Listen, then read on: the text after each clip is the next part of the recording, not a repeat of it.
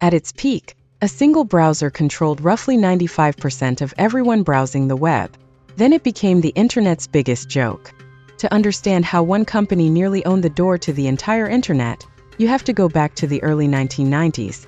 Before this fight began, one browser owned the web, Netscape Navigator. In the mid-90s, it held around 90% of the market and even had its own explosive IPO. Whoever controlled the browser controlled how billions would eventually experience the internet. That made it a prize worth going to war over. Then the biggest software company on Earth noticed the browser might matter more than the operating system itself. Microsoft's fear was simple but huge.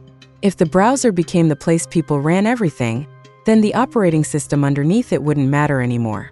Their entire empire built on Windows could be bypassed by a piece of software running on top of it. So they decided the browser had to be theirs. In 1995, Internet Explorer arrived, bundled straight into Windows. Not a download, not a choice, just there. This was the masterstroke. Netscape cost money and required a deliberate download over painfully slow connections. Internet Explorer was free and already installed on the machine you bought. For most people, the easiest browser is simply the one that's already sitting there when you turn the computer on. The two browsers raced to add features faster than each other.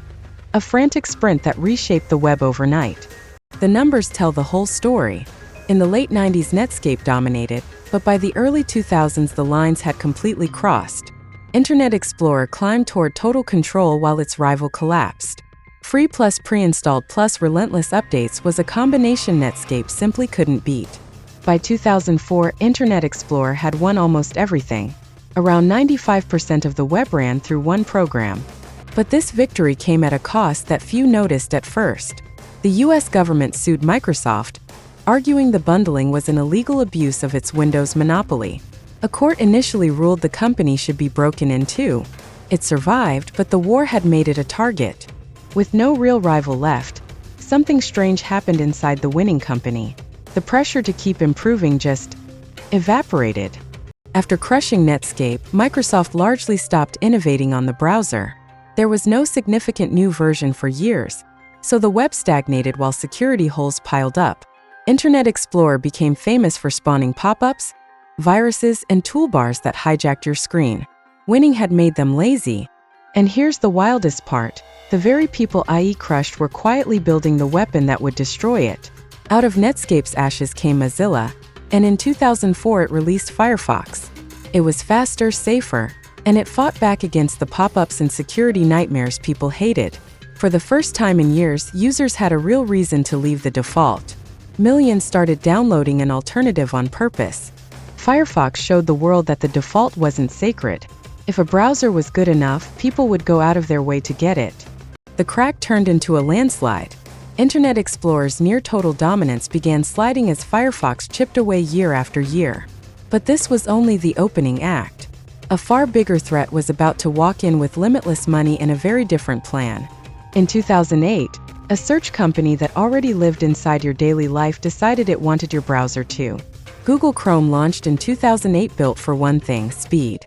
It was minimalist, fast, and it treated each tab as its own process, so one crashing page didn't take down everything.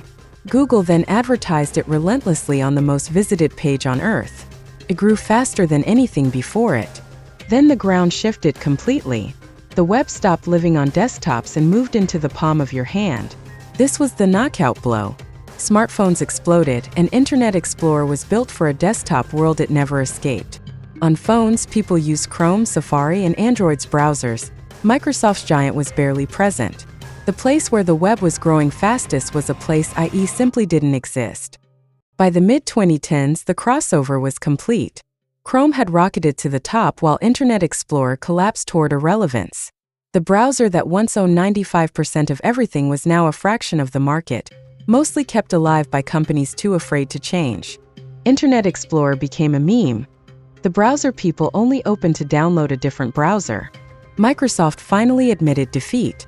In 2015, they replaced Internet Explorer with a new browser, Edge, and later rebuilt Edge on the same engine that powers Chrome. The company that once fought to control the web ended up borrowing the technology of the rival that beat it. On June 15, 2022, Internet Explorer was officially retired after nearly 27 years. The king was finally gone. So what actually killed the browser that won everything? It wasn't one enemy, it was a cycle. Dominance bred complacency, complacency invited faster rivals, and a shift to mobile finished the job. Winning too completely was the very thing that made losing inevitable. The web moved on, and the software that once opened the door for billions became a lesson everyone in tech still studies. The browser that won everything proves the same truth again and again. Nothing on the internet stays king for long.